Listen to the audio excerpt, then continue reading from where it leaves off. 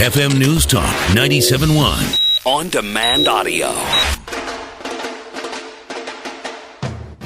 What do you do to create good jobs, to create prosperity, to help charities and people in their communities help one another? My duty is not to protect my political prospects, but to protect the security of the nation. But have not been very specific on how they were going to do it. And Mr. Ryan was not specific with me today. I like it. It's all fun. It's not true, but it's all fun. It's either gross incompetence and negligence, or in fact they are lying. Allman in the morning. Common Sense Radio. Oh, yes, everybody. Happy Tuesday to you. We've got Rob Raines coming up. He's going to join us to talk about the Cardinals and the Nationals. And earlier I made the argument that the Cardinals and the Nationals are a little bit like the Romney and Obama deal.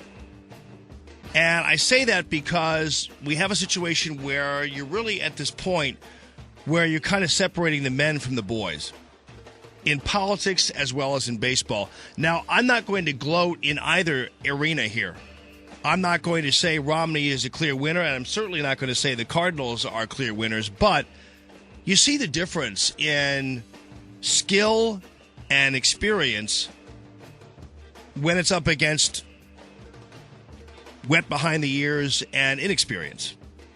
And we've seen it with the Obama administration, where clearly Barack Obama is an absolute amateur when it comes to fiscal responsibility, when it comes to national affairs, when it comes to pretty much everything he's been dealing with. The only thing he's really good at is pretending to be good at being president. And we found that during the debate, his pants were pulled right down to his ankles, and it was a clear defeat. And as Britt Hume pointed out, as I pointed out earlier, this was not about a lack of preparation. It was this guy. It's not that he doesn't have game. That is his game. 67 million people saw it. They're not going to be watching the debates again at that level, and the time for Obama has gone. And so he's going to have to live with that. And I'm glad that Romney's pouncing on this and should. Now, conversely, we talk about the Cardinals. You know, on paper, the Nationals look great, but they're inexperienced and they're not ready for prime time when it comes to playoff baseball. The Cardinals, as you can see, are really good at playoff baseball, not to mention the fact that Davey Johnson is completely outmanaged by Mike Matheny. So, but that's just my own deal here. But when it comes to the players, though, these guys are good. They'll make great catches. They'll hit a clutch run, do this and that. But yesterday's game was a typical Nats-Cardinals contest where we beat the crap out of them by a lot of runs. And when we score runs, we win, and we're going to go to D.C., and that ballpark is like half the size of Busch Stadium. It'll be a home run derby there for the next couple of days. It'll just be a matter of like who hits the most home runs here. But again, it shows you the lack of experience on the part of the Nationals because, yeah, the Cardinals don't show up sometimes and they have, their pitching is this and all kinds of little things, but the Nationals aren't ready. They're not there. They got a lot of guys they're propped up as, up and coming stars, but when it really comes to having to really do that gut check and really actually close the deal, they can't do it. And Obama can't either. So there's my little speech to you. How was that? It was great. Pretty good? Very good. Overconfident, though, wasn't it? A little bit. A little bit, yeah. Oh, well. I mean, and that's the other thing, confidence. You got to go into this with your chin up and ready to rock and roll. And the other day, I'll compare it to a conversation I had with Aiden about soccer before the game. And these kids right now, they're at that age right now where you're, 7, 8 years old, where you can be quite menaced by referees and umpires and people who blow whistles and that kind of thing. And as a young man and as a kid, you have to remind them, you have to keep them within the limits of respecting authority, but you don't want the authority to keep them from being the people they are as long as it's within the realm of the rules and the law and the thing. And to the conversation with Aiden, he said, well, I don't want to be, and he used this term, I don't know where he somebody told him this. I don't know who did, but somebody told him this. I don't know who. That he said, well, I don't want to be too aggressive out on the field there. And I said, what do you mean? He goes, well, I don't want the referees to call a penalty on me. I go, well, let me tell you this. I want you to be aggressive, and I would leave that up to the referees to determine how aggressive you are. And once you become too aggressive, then the referees will call you on it.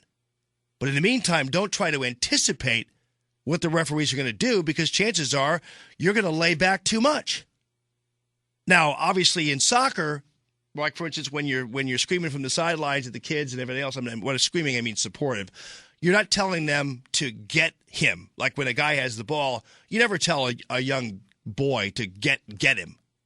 You say, get the ball. You go after the ball. That's what you do. You don't go after the person. So as long as you're teaching them right, then they should be aggressive.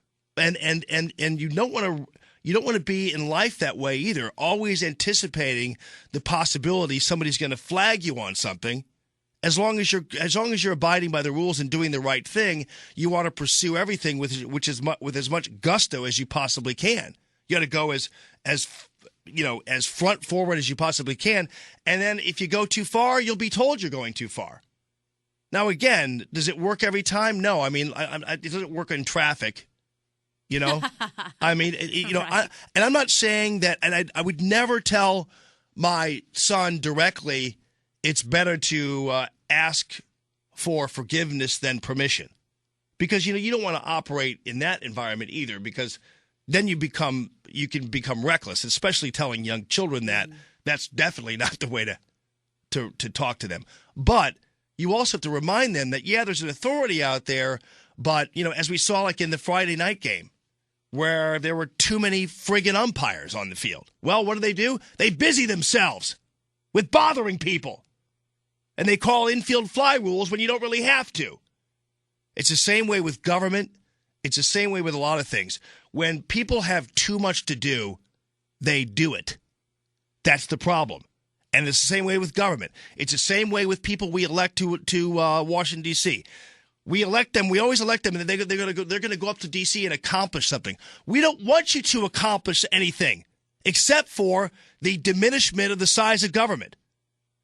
But unfortunately, with politicians, that means they're working against their own interests because they love government, because that's their big job. But we don't want you to do things. And but that's the problem with these folks, umpires or police or whatever else. How police, by the way, have the time in this day and age to sit on like Rock Hill Road or something and pull over somebody going 5 miles over the speed limit, going in a 25-mile zone is beyond me. But they do. How these guys busy themselves, for instance, up there on 70 there near the airport. You ever go by there? Oh, yeah. There are like 10 cops just waiting to flag somebody 10 miles over the speed limit. It's like, what? Really? I mean, there's like nothing else for you guys to do? Maybe I'm just bitter because I get speeding tickets every once in a while. But still, I mean, the fact that we have that luxury, that means you have a lot to do. If you could sit there and camp out in somebody's driveway and flag somebody going 5 miles over the speed limit on Hanley or something, and you've got too much to do. But anyway, that said, what I'm saying is you always have to keep moving, keep your head forward, and Romney and these guys have to do that. The Cardinals have to do it. Kids have to do it. You have to do it. And I hope I made some sense, for crying out loud. Get me out of here. In the morning.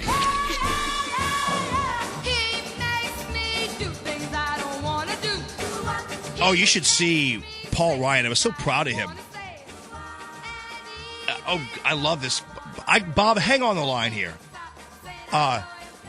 He and I are going to have some fun. This is going to be fantastic. Hang on. You better hang on. I'm going to tie him up. Tie him up, will you please?